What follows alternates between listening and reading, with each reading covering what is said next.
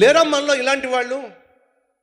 దేవుడు నీకు ఉద్యోగం ఇస్తే ఆయన వైపు చూడవు, గర్భఫలం ఇస్తే ఆయన వైపు చూడవు, ప్రమోషన్ ఇస్తే ఆయన వైపు చూడవు, నీ ప్రార్థనకు జవాబు ఇస్తే ఆయన వైపు చూడవు. ఎందుకని?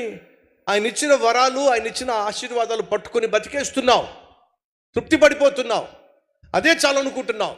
ఈరోజు మనలో చాలామంది అలాంటి వాళ్ళు ఉన్నారు.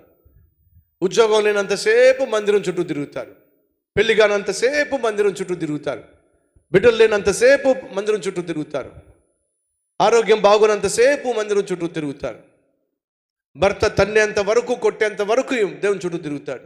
భర్తలో మార్పు వచ్చిన, ఉద్యోగం వచ్చిన, స్వస్థత వచ్చిన, పెళ్ళైనా, పిల్లలు పుట్టిన మందిరానికి రావటంలే. ఎందుకని? ఎక్కడండి ఉద్యోగం, టైం ఉండటం లేదండి. ఎక్కడండి ఆ పిల్లోడితోనే సరిపోతుందండి.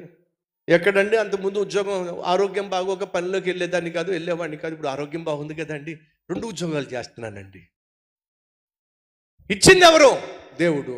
మరి దేవుని దగ్గర రావాలిగా, టైం లేదండి. అడుగుతున్న సహోదరులు, ఇచ్చినవాడు కాదనుకుంటే ఎంతసేపట్లో పోతుందో చెప్పు.